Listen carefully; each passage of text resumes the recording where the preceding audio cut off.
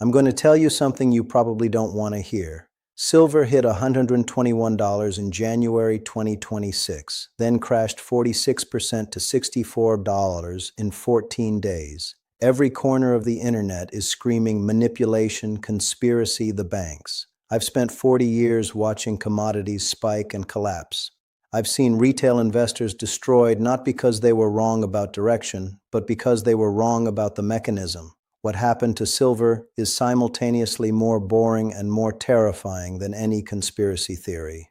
The crash that wiped out thousands was legal, disclosed, and sitting in the rule book the entire time. The investors who understand the real mechanism, they're positioned for what comes next. Subscribe now. Let me start with what actually happened. Silver rose 150% in 2025, the best year in 4 decades. By January 2026, it broke $100 for the first time in history. Physical demand was surging. In 1 week, 33.45 million ounces were withdrawn from COMEX, 26% of registered inventory gone in 7 days. Lease rates exploded from 0.3% to 8%. Backwardation signaled urgent demand. The squeeze everyone predicted was happening, and then it collapsed. 14 days, $121 to $64. COMEX stepped in, margin requirements raised, cash settlements forced, the system shut down, the price crashed. Here's the number you need to understand, $32,500. That's the new margin requirement per contract announced January 7, 2026. A subsequent advisory moved parameters from 11% to 15%. The effect was brutal. Leveraged traders betting on higher prices faced margin calls they couldn't meet. They had no choice but to sell. Forced selling created more forced selling. In 48 hours, months of gains evaporated. This was a mechanism I've seen deployed in every major leveraged commodity since the 1980s. Margin escalation into a crowded long position. When everyone's on the same side, that trade is leveraged and the exchange raises costs. People are forced out, not because they're wrong, because they can't afford to stay in. That is the mechanism. Understanding it changes everything. Now let me address the myths, because they're everywhere, and they're costing people money. Myth 1, COMEX only has 70 million ounces left, and it's about to default. Here's what's true and what's misleading. COMEX has 2 categories of silver: registered silver, actively offered for delivery, and eligible silver, sitting in approved vaults, not currently available but convertible to registered status in hours. As of early February 2026, registered inventory stands at approximately 103 to 113 million ounces. That's the alarm number. What's omitted? Eligible silver adds several hundred million ounces more. Does the decline in registered silver matter? Absolutely. It tells me physical demand for immediate delivery is at historically elevated levels. The system is under genuine stress, but stress and collapse are different things. Treating a stressed but functioning system as if it's already broken leads to decisions that hurt the investor who makes them. Myth 2. There are 350 paper ounces for every physical ounce. This number is mathematically wrong in how it's calculated. The 350 to 1 figure takes the notional value of every silver derivative and divides by physical silver in COMEX vaults. It's almost meaningless. Here's why. If you own a $500,000 house with a mortgage, insurance, and bank derivatives linked to your neighborhood, you might have $3 million in financial instruments related to your house.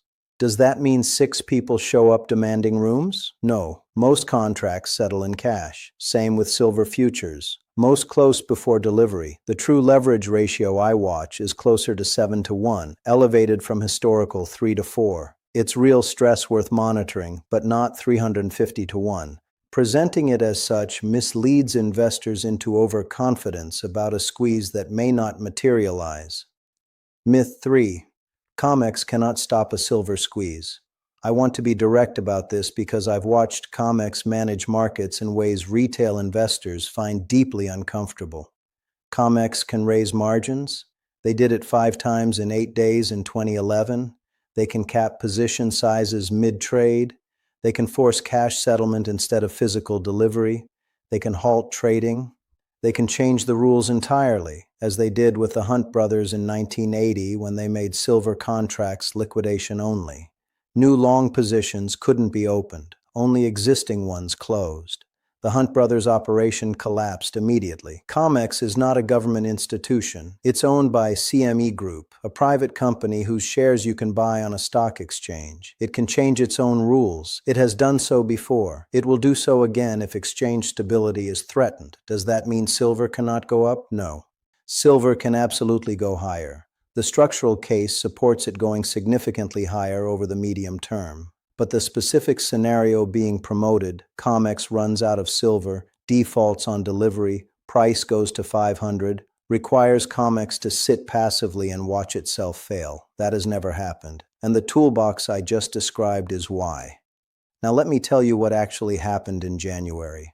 A financial crisis erupted in Rajkot, India. 44 silver trading firms declared insolvency with $425 million in liabilities. These were gamblers betting on paper promises. When physical demand surged and CME pulled the kill switch, they were wiped out in hours. This is the consequence of a structural mismatch between what retail participants believed they owned and what they actually owned. They bought paper, assumed it would behave like physical. When the paper system reset via margin escalation, their holdings were worth less than the physical metal they believed backed them. Simultaneously, a billionaire Chinese trader built the largest net short position in silver on Shanghai futures. This single massive short impacted global prices. The crash wasn't a single event, it was a convergence. Leveraged retail longs in the West, massive institutional short in Shanghai, and margin escalation forcing Western longs to liquidate exactly when Asian selling peaked. That convergence produced 46% decline in 2 weeks, leaving the structural case, industrial demand, supply deficit, de-dollarization, lease rate pressure, entirely intact. Here's what the probabilities look like.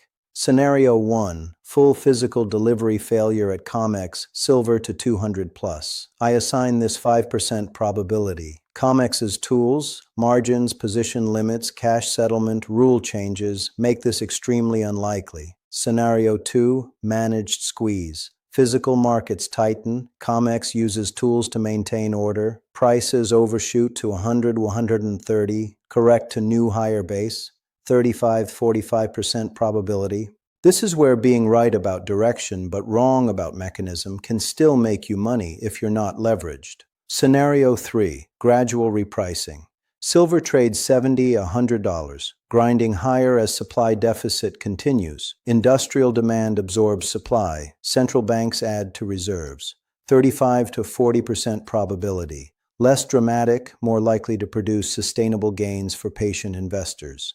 Scenario 4, deflationary shock, recession, credit tightens, silver falls below $60, 10–15% probability. This destroys leveraged investors, creates opportunities for those holding physical without leverage. The common thread across 3 of these 4 scenarios, managed squeeze, gradual repricing, deflationary shock followed by recovery, is the same. Patient unleveraged exposure to physical silver or high-quality unleveraged ETFs outperforms leveraged paper positions in every case except the one where COMEX collapses entirely, which I rate at 5%. Let me tell you what's genuinely true that the myths are obscuring. All 4 structural forces that drove silver above $90 in early 2026 remain after the crash. China's reclassification of silver as strategic material, restricting exports, doesn't reverse when paper price falls 46%. Samsung secured exclusive rights to 100% of a Mexican silver mine's output for 2 years, bypassing COMEX entirely. They locked up physical supply because they assessed the paper market couldn't reliably deliver metal they need. That assessment hasn't changed. COMEX open interest collapsed 31% to the lowest level since May 2012. The leveraged speculative excess has been cleared. Weak hands forced out.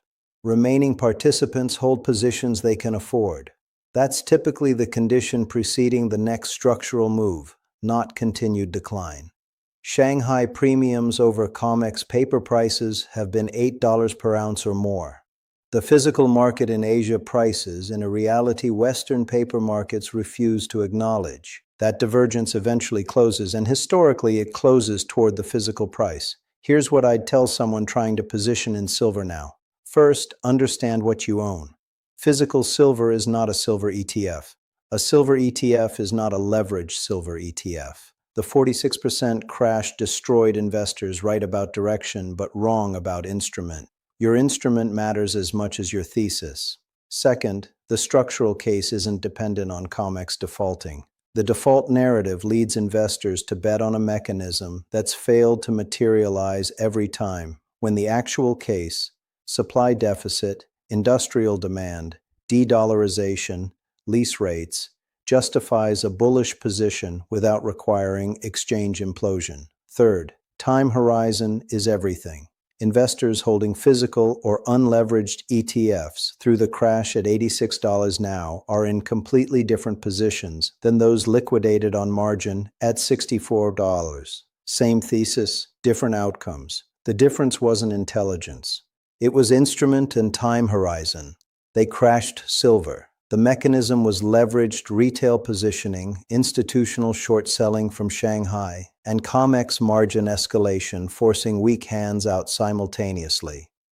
The uncomfortable truth isn't that manipulation conspiracies are entirely wrong. There's documented manipulation.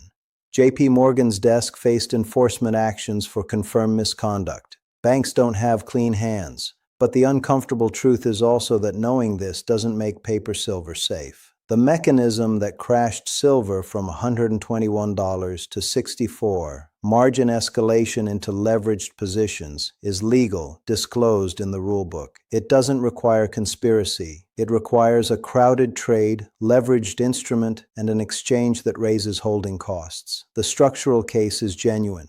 Industrial demand, supply deficit, lease pressure, de-dollarization, all real. The underlying reality hasn't changed. The metal was gone. Vaults were emptier. The paper market lied about the real price. Own the physical reality, not the paper promise. That's the uncomfortable truth determining who benefits from silver's next move and who gets wiped out waiting for an exchange default that will never come.